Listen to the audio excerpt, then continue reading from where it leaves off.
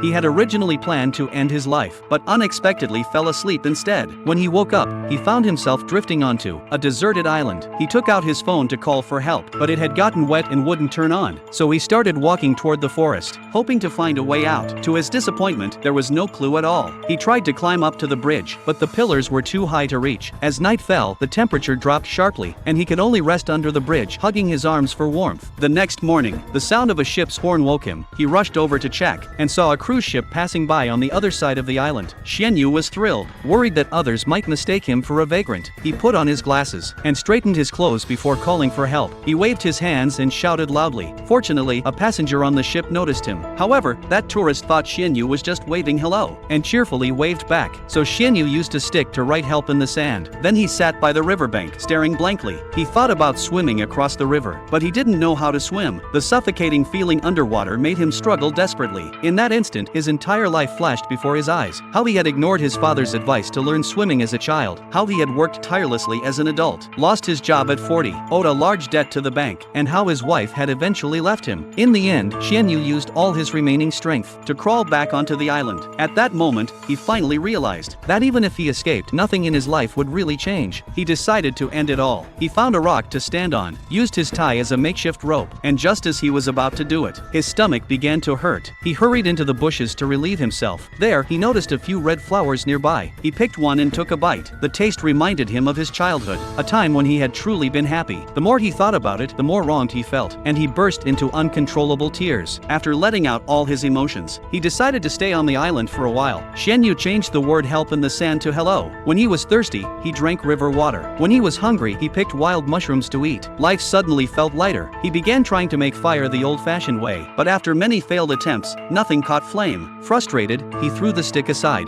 then casually lit a cigarette. A campfire suddenly flared up, and the night didn't feel as cold anymore. He lay on a bed made of newspapers, and slept soundly until dawn. At noon, Xianyu started searching the island for useful things. He found a half-full bottle of laundry detergent, and later discovered a duck hiding in the grass. He pulled the duck under a tree, and laid some dry grass beneath it. Now, he finally had a place to live on the island. Next, he made a simple fishing net. He seized the right moment and pulled it in quickly, but caught nothing. Then he turned his attention to the wild duck. Before he could even get close, the duck spotted him and ran away. So he focused on a bird's nest in a tree, but he didn't know how to climb. Once again, Xianyu proved that no matter where he went, he was utterly useless. Fortunately, there were still plenty of mushrooms to keep him alive. 2 days later, a turning point finally appeared.